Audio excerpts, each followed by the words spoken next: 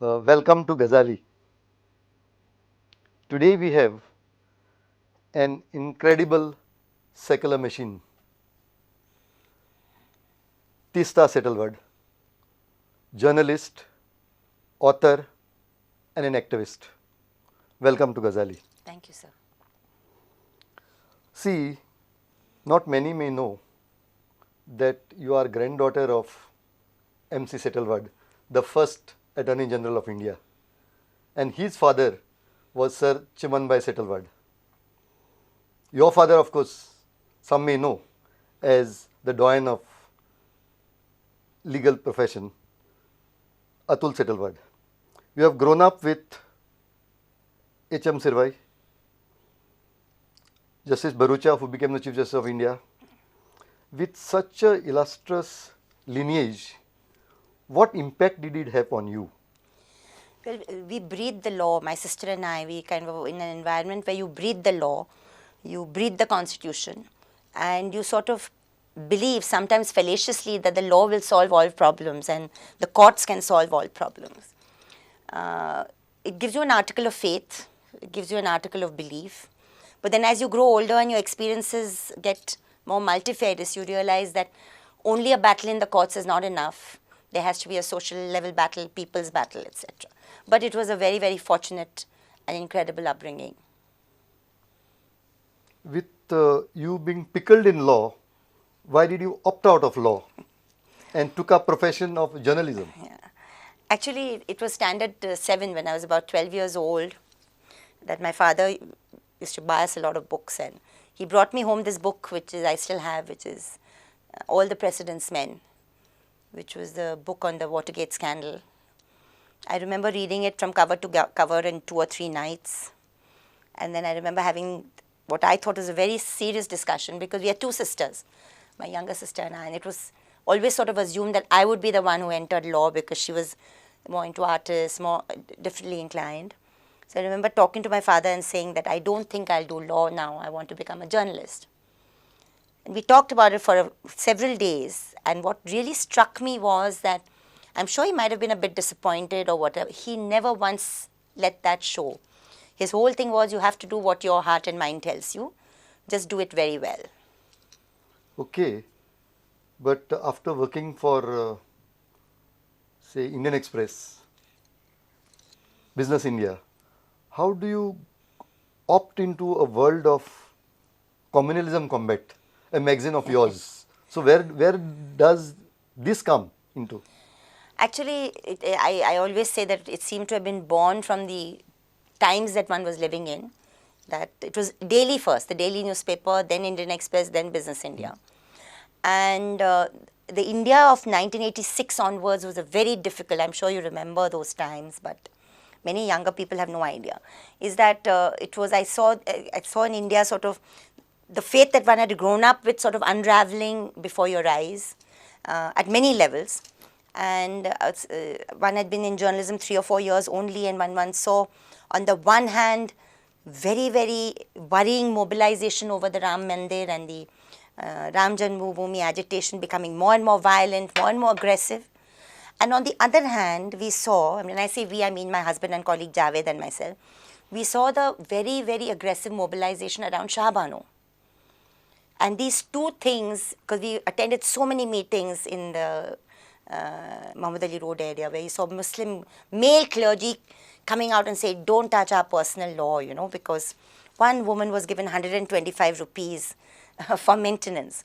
And it didn't make sense. Neither mobilization made sense, and they were both feeding into each other. Because if you look at the history of partition, if you look at the history of 1857 to 1947, I teach history now in schools, and I keep telling young students that we can't understand India today unless we understand the history that led up to independence and partition. In 1905, Bengalis, Hindus and Muslims opposed partition. What happened in those 30, 40 years that led some people to ask for a separate country?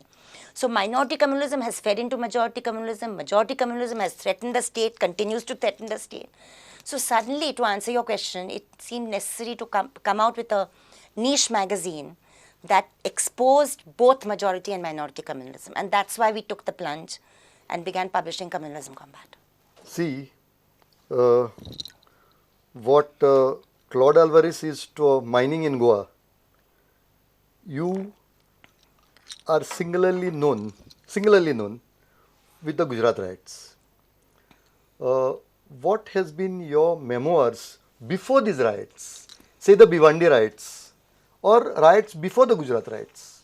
Actually, that's an extremely important question because I remember when we formed CJP, Citizen for Justice and Peace, in 2002. But Communalism Combat, like you, came out in August 93. It arose out of my city, Bombay, completely being torn apart after 92-93 violence. And I remember the communalization of the police force, the targeting of the minority. It was a very different media then. The media was exposing all of this. All of that began in 92-93 Bombay. And I remember in the 10 years that we published Combat between 93 and 2002, 9 years, I did 5 cover stories on Gujarat. And I kept observing how the state and society institutions were getting majority influence, getting extremely exclusivist. And finally, when it broke after the Godhra train attack and the train arson, I got 800 calls that day. I remember telling all the people who then became my trustees that if Bombay was bad in 92, 93, Gujarat is 1,000 times worse. So to understand communal violence, you have to see it as a trajectory. We had the first post-independence riot in 61. Then you saw the nature changing, it becoming more and more anti-minority. And then you had a full-blown programmatic violence like 2002. So to understand Gujarat 2002, one had to go through that trial by fire. So what I remember about Bhiwandi 84, Bombay 92-93 was that increasingly the state machinery was showing signs of bias towards the minorities. And that's not healthy for a democracy. And that is what one tried to expose journalistically first and then later on through a legal struggle. You have got major successes like the Best Bakery case, Babu Bajrangi, Maya Kodnani. This could be credited to you and your team, the success. Do you think that our courts have given enough justice to the Gujarat riots and the victims? Is the glass half empty or is the glass half full? When I talk to the survivors of the Gujarat violence, and people don't know this, but even the Godhra families, the Hindu families who suffered in the Godhra train burning, even 5 of their families were represented by us in the Supreme Court. And we got 172 convictions, 124 to life imprisonment. We did not ask for death penalty as a matter of principle. When I talk to these survivors, and we know that there have been some reversals, now Maya Kodnani is out acquitted by the High Court, now we are going to challenge that in the Supreme Court, all of that. But I keep saying compare it to 1984, the anti-Sikh massacre, compared to Bombay 92-93, compared to the Nelly massacre of 1983 Assam, yes, where there were hardly any convictions, 1, 2, 3, and that too of the low-level criminals, no conspirators. There has been a measure of success, I can say. One has also learned harsh lessons that the system needs to reform, that our institutions need to internalize some memory. Institutionalized memory needs to come with every bout of violence. The system needs to understand that for survivors who are poor, who are helpless, without proper legal aid, which is what CJP provided them, they can't negotiate a court. They can't testify with integrity. And unless we have proper legal aid, time-bound trials, witness protection, independent investigation, independent prosecution, this experiment will not be repeated. See, correct, that is right. But what happens is, even at the national level, there is this NALSA and legal aid that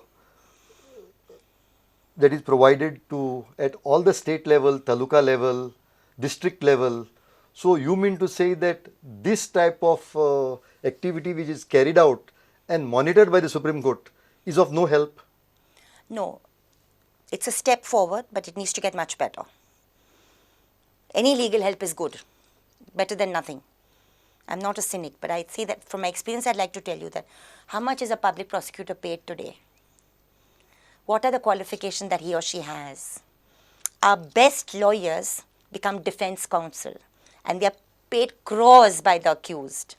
Okay, the state now, after some changes in Bombay, Maharashtra, Gujarat, have started paying prosecutors 25,000 or 30,000 a day. Earlier, they were paying them 5,000 a day. So, I mean, there's a complete imbalance in the resources given to the prosecution. I'm not saying money is the only thing, but I'm talking quality. That suppose, for instance, there was an amendment to show, like you have in some European countries, that before you get qualified to become a judge, you should have served 10 years as a public prosecutor. Suppose there was a condition like that, simple. There would be a motivation. There's a way to tweak things a little bit so that you get our best lawyer. By all means, become careerist afterwards. By all means, make your money later, but at least give 10 solid years to be a prosecutor. Then your quality of prosecution will improve. Today, we don't have that quality, and it's not monitored by the judiciary. More or less, the prosecutors are under the government. Yes. So that again creates a conflict of interest, because you need to have independence and integrity in the prosecution. So these are small. See, we are a 70-year-old democracy, sir. And the European and the American experiment after 200 years has reached where it has. So we need to improve. That's all I'm saying. Okay. Now, on a different side, you are out on bail. I think the government is hounding you. Well, I've had to Correct. take anticipatory bail 10 times. 10 times. And this matter has reached the Supreme Court at least on how many occasions? On 2 or 3 occasions, it has reached the Supreme Court. Otherwise, the lower courts have given the bail. What have you to say about that part of this struggle? The conclusion I reached is that you can write as many articles as you want against a government. You can be an academic and write seminar papers. You can do research. You may not be liked, but you can easily be tolerated because you don't really damage them at all. But when you go to court and actually try to take powerful perpetrators on, including the state sometimes, that's when it pinches. And that's when the reprisal starts. And I see this as part of reprisal. First, the allegations were kidnapping, tampering of witnesses, tampering of testimonies, like in the Bestpeki case. I went to the Supreme Court, asked for an independent inquiry. Supreme Court set up an inquiry. We were exonerated. Then the allegations became tampering of witnesses. 3 trial courts said there was no tampering. They were only giving legal aid. Then when that did not work, it came to financial allegations. Now, we are trusts where I'm just a functionary. My trustees are the top of the corporate world. Alec Padamsi, Cyrus Gazdar, I.M. Kadri, Nandan Maluste, they sign the balance sheets. They don't give me sanctioning power. We have the top level auditors. So none of these allegations have reached a charge sheet stage. The FIR is filed. Big, I won't mention the news channels. You know the news channels I'm talking about, which are playing the game of the government. They'll flash stories, completely unverified, one-sided. We won't even be given a chance to answer. So it's a vilification campaign. So to answer your question, it is an attempt to scare other people off. The message is that if we can get people like this embroiled in these cases and vilified and maligned, other activists will not be emboldened to take on the government in the courts. Okay. Did you receive any personal threats? Several times. That has not deterred you. Like, see, today so many people have been just snuffed out. We have the 3 from Dabolkar, 4. Pansare, Gauri Lankesh, and Kalburgi. Now, such threats you have received. I received such threats. I was physically attacked at least 12 times. I I've filed see. an FIR every time. And what has happened to those FIRs which you have filed? Has anything... No, the investigation never concludes. The investigation doesn't carry on. We keep reminding the court. We keep reminding the thing. 2 such matters are in the courts. We've gone to the magistrate's court to try and get the FIR registered. But there's been no picking up of the people who tried to attack me. There's been no investigation of the threats. I was given, one of the unusual things about the Gujarat struggle which people don't know about is that with the first time the threat was made to me was by Praveen Togadia in 2003. That time the Maharashtra government gave security to me. Later on, we approached the Supreme Court and said it's not just a question of Teesta Setalvad, it was a question of 570 eyewitnesses who are poor, who are working class people living in Gujarat. Supreme Court since 2004 has given 570 witnesses CISF protection. 2 of our lawyers CISF protection and me CISF protection. You have now? Yeah, even now. Okay. Even now. So that is one deterrent to the possible attackers, is all I can say. And then again, let us come to another side of it. Your father has been an atheist and he claimed to have beef. He enjoyed beef. And when the state now decides to see what is in our kitchen, what is in our fridges, what have you to say to that? I just have to say this much, that I gave a lecture this morning at the Museum of Goa about the Shramanas in the 21st century, and I only have this to say, which is that our civilization has been a civilization of questioning and contestation, right from the ancient period to now. I mean, you had D.N. Jha, who's written a book about beef eating in the Vedas. So there is a misinterpretation of history that is going on, and that misinterpretation is with a desire to control thought, to create an authoritarian society, to reinforce the caste system, many parts of this project, which is a hegemonizing project. So I just believe in 21st century India with Babasaheb Ambedkar's constitution, such diktats have no place. See, our democracy, to a large extent, we depended on institutions. Yeah. And at least in recent times, we find that the institutions have crumbled.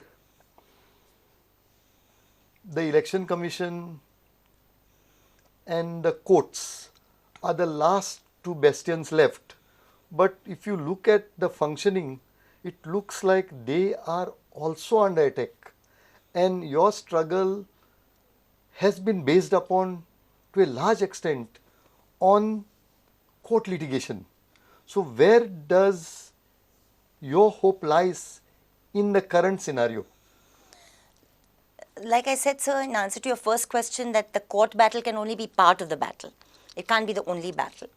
So while our battle continues to be in the courts, today CJP says that our battle is in the courts and beyond. So we are building up campaigns, we are building up alliances between different struggles. We are now working to get false cases against Adivasi sisters and brothers quashed in the Sonbhadra region of Uttar Pradesh. In the POSCO, anti-POSCO activists in Odisha, we are helping them. The Dalit activists in Maharashtra, we are helping them. Because we believe that eventually the only way is if people's struggles build alliances and go out of the single issue struggle, can we really question authoritarianism. So you're right that the battle cannot be won and lost only in the courts. So our attempt is to take the battle beyond the courts. Could I know your views on the current polity and the polity beyond 2019?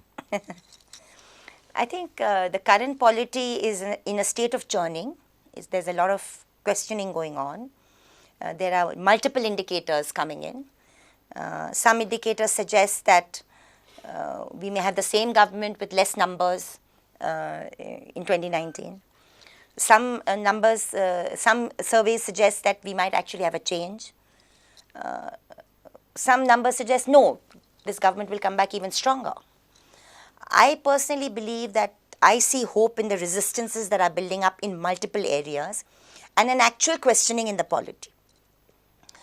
What the numbers will be in 2019, I think it's too early to say. Even as a journalist, it's far too early to say. But I do believe one thing is that it helps our case, if we see this struggle as something that needs to be done, regardless of the consequences. And that the struggle has been on for a long time. And I'm making a slightly more fundamental point here when I say that between 2004 and 2014, we saw about 10 very important legislations being passed, which are rights-based legislation. I don't want to enumerate them. We all know what they are. But I want to just talk about one of them, like the Forest Rights Act of 2006, with which I'm now very closely involved. I was doing this workshop with Adivasi leaders, men and women, talking about the Constitution, 5th Schedule, 9th Schedule and the Forest Rights Act. And the fundamental question that came out of that workshop, which they threw at us, is why did it take Indian Parliament till 2006 before they passed a law which they should have passed in the 1950s? So that fundamental struggle means that regardless of governments, we will have to keep on the struggle for Adivasis, for land rights, for better rights, for everything. Having said that, I believe this government is the greatest threat to democracy since the emergency. It's in fact worse than the emergency because it's an unspoken level of emergency. So let's see whether the Indian people are up to the challenge.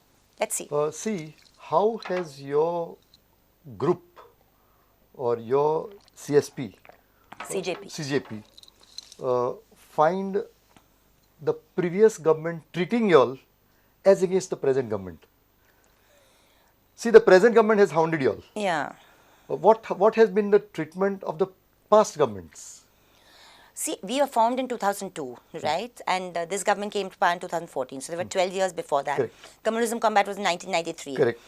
We had an NDA one between 1999 and 2004. I recall very clearly that when a very important issue of Communalism Combat came out after the Gujarat, we don't call it riots, we call it genocidal carnage. It was a double issue and it came out in 6 languages. And at least 40 or 50 members of parliament held up that issue in parliament. I remember still that day because it was important for us. Any magazine which, as you know as a senior journalist, if your article is held up, it's a tribute to your work. And I remember then Home Minister and Deputy Prime Minister Mr. Advani saying that he will have every page of it looked into and investigated. And that investigation must have happened and they must have found that everything we printed was correct because there was not a minute of reprisal under NDA 1. So I'm deliberately talking about NDA 1 because it's the same party in power, though it was a minority government, but I think a different mindset because they knew how to deal with opposing views. They knew how to deal with critiques. Not that they liked necessarily or agreed with everything, but democracy is all about disagreeing or agreeing disagreeably, but not disagreeably, agreeing agreeably. Correct.